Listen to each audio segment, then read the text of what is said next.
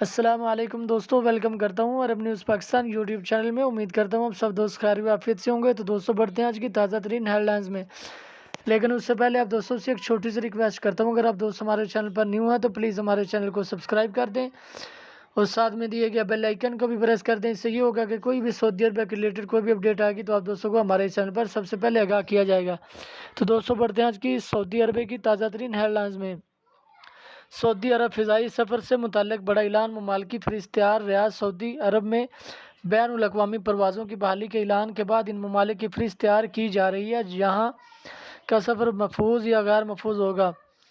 سعودی محکمہ شہری ہوا بازی ماتحت خصوصی کمیٹیاں جلد ہی ان ممالک کے ناموں کا اعلان کریں گی جو سفر کے لیے نامناسب ہوں گی، جبکہ ایسے بھی نام ہوں گے جنہیں محفوظ قرار دیا جائے گا۔ محکمہ کے ترجمان ابراہیم الموسیٰ کا کہنا ہے کہ خصوصی کمیٹیاں سفر کے لیے محفوظ اور غیر محفوظ ممالک کی فہرست تیار کر رہی ہیں، جبکہ ہر مسافر کے لیے لازم ہے کہ وہ سفر سے قبل ان ممالک کی سفری ہدایت پڑھ لے جہاں وہ جانا چاہتا ہے تاکہ کسی قسم کی پریشانی پیش نہ آئے۔ انہوں نے کہا کہ تمام لوگ اپنے سفر کو محفوظ اور مفید بنانے کے لیے متعلقہ ممالک کی ہدایات کی پابندی کریں۔